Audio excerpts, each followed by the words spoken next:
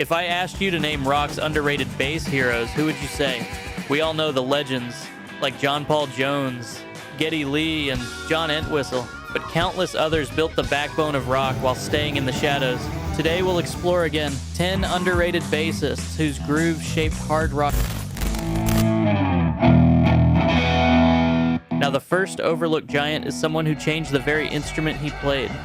They call him the father of the 12-string bass, and for good reason. Tom Petersson didn't just play in Cheap Trick, he redefined what a bass could do. On tracks like I Want You to Want Me and Dream Police, that chiming, almost orchestral sound underpins the band's mix of power pop hooks and hard rock grit. The 12-string added a fullness that made Cheap Trick's live shows roar, filling arenas with a wall of low-end harmonics that no 4-string could match. Yet while Robin Zander's vocals and Rick Nielsen's guitar antics got the spotlight, Petersson's innovation was often overlooked. Few casual fans realize how radical his instrument was at the time, or how it inspired generations of bassists to push beyond tradition. Without Petersson's invention and steady groove, Cheap Trick's blend of pop melody and hard rock muscle wouldn't have hit nearly as hard.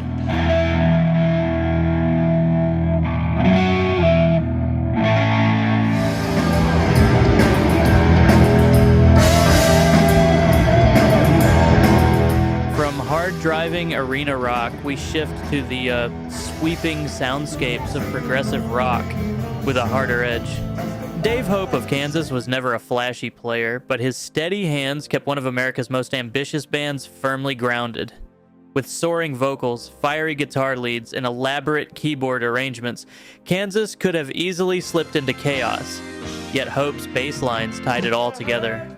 On Carry On Wayward Son, his locked-in groove with drummer Phil Ehart laid the foundation beneath those iconic harmonies.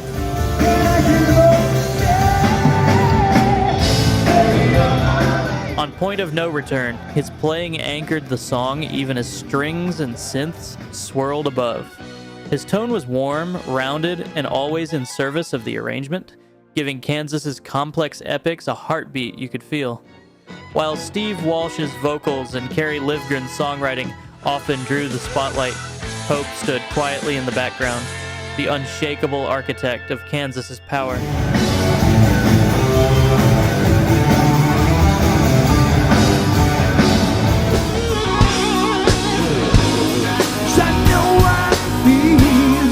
From America's heartland, we jump to the UK, where one bassist powered rock's biggest names from the shadows.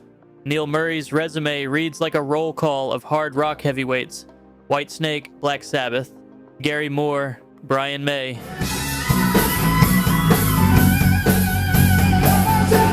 His playing was never about flashy solos or showboating.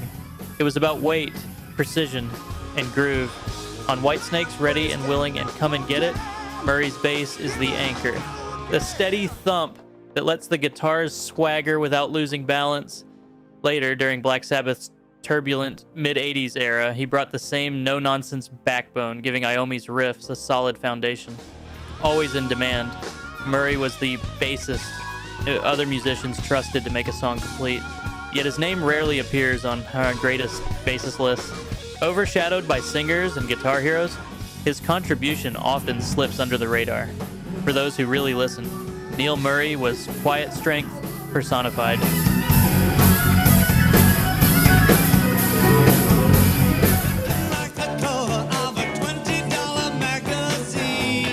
In my opinion, Greg Ridley gave Humble Pie that raw, muscular groove beneath Steve Marriott's fiery vocals and Peter Frampton's guitar lines. He had a way of making the bass sound heavy without ever being clumsy, a deep, gritty tone that carried as much attitude as the guitars above it. On Natural Born Boogie and Stone Cold Fever, his lines don't just keep time, they drive the whole song with bluesy swagger.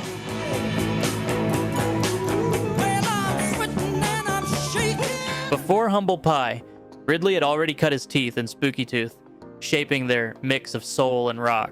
But even as Humble Pie rose as one of the first true hard rock supergroups, his name rarely made headlines. Marriott's voice and the guitars took center stage, while the foundation stayed in the shadows. That's what makes him so underrated. Without Greg Ridley, Humble Pie wouldn't have had that earth-shaking bottom end that hit you in the chest.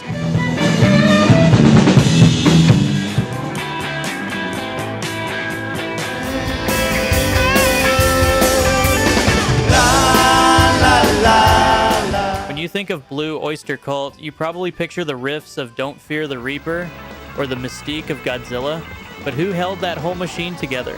For me, it's Joe Bouchard. His bass lines carried the perfect blend of muscle and melody, always supportive, never dull. On Astronomy and Cities on Flame with Rock and Roll, listen closely.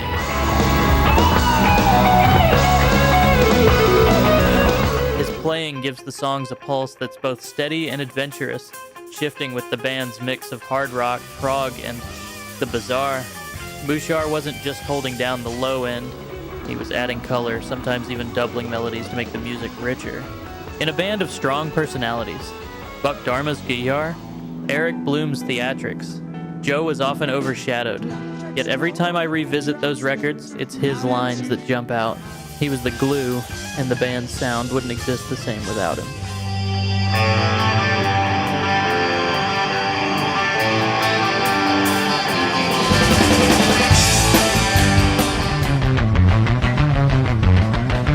From mysterious riffs and cult classics, we turn up the volume to pure glam-fueled chaos. Slade were loud, brash, and built for the stage. But behind Noddy Holder's gravelly voice and Dave Hill's flamboyant guitars, Jimmy Lee was quietly shaping their sound. More than a bassist, he wrote or co-wrote many of the band's biggest hits, giving Slade their signature stomp and swagger. On Come On Feel the Noise and Mama We're All Crazy Now, his bass is fat, punchy, and irresistible, the kind of low end that makes a crowd move whether they want to or not.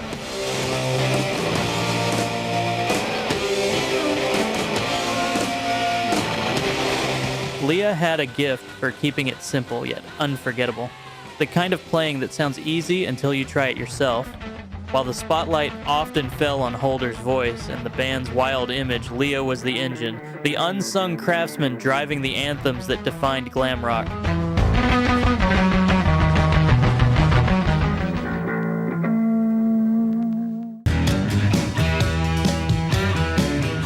If Slade gave us the glitter, Nazareth gave us grit, and holding down that grit was Pete Agnew.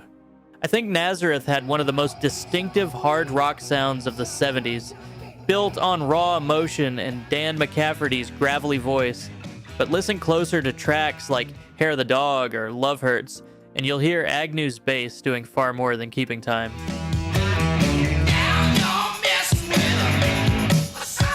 His lines are thick and deliberate, carrying a weight that makes the songs feel like they're moving mountains. Agnew's style was about presence. Steady, unshakable, the kind of bass that makes you nod your head without even realizing it.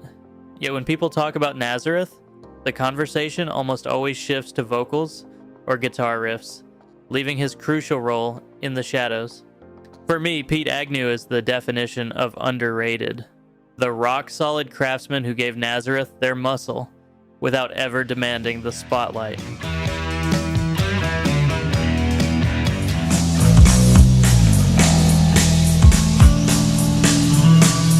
From Scotland's grit, we cross to the Netherlands, where one bassist quietly redefined what hard rock could sound like. Rinus Gerritsen was more than just the bassist of Golden Earring, he was their foundation. With his inventive double-neck instrument, part bass and part regular guitar, he expanded the band's sound in ways few players dared. On Radar Love, his relentless groove powers the song's 7-minute ride like a roaring engine. On Twilight Zone, his precise, moody playing gives the track its cinematic tension.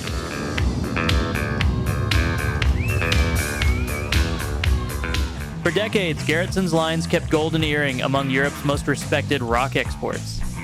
And here's the thing.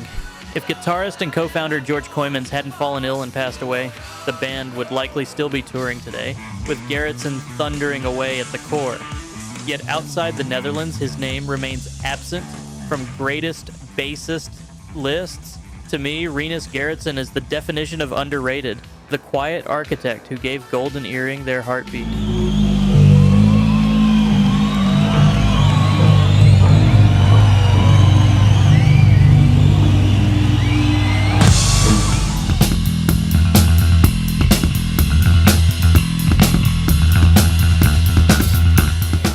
move on to Tony Butler. His work in Big Country was never about showing off. It was about building landscapes. With Stuart Adamson's soaring guitar lines designed to mimic the sound of bagpipes, Butler's bass had to do more than keep rhythm. It had to ground the whole sonic experiment. On tracks like In a Big Country and Fields of Fire, his lines throb with melodic purpose, adding depth while still driving the songs forward with power. His tone was warm but muscular, a perfect counterbalance to the chiming guitars.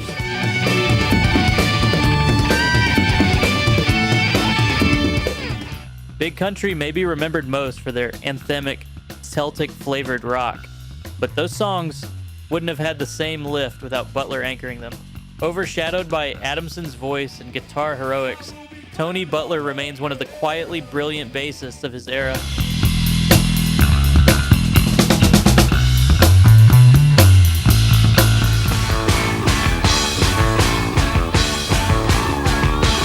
Last but not least, Pete Farndon. Farndon's bass playing was tough, sharp, and perfectly suited to Chrissie Hynde's mix of punk, snarl, and rock melody on tracks like Precious and Tattooed Love Boys. His lines bite with an urgency that pushes the songs forward, raw but controlled. He wasn't flashy, but he didn't need to be. His presence was felt in the way the music punched through. Beyond his bass lines, Farndon also helped shape the Pretenders' early identity, giving them the aggressive edge that made their debut album such a landmark. Sadly, his story ended too soon, his life cut short at just 30. Because of that, his name often lingers as a tragic footnote rather than the vital musician he was. But listen closely. Pete Farndon's bass was the grit in the Pretenders' fire. These bassists may have stayed in the shadows, but their playing shaped the very soul of rock. Their names might not echo like legends, yet their influence is undeniable. Who do you feel left the biggest mark? Share your answer in the comments. And if there's another forgotten bass hero, I'd love to know.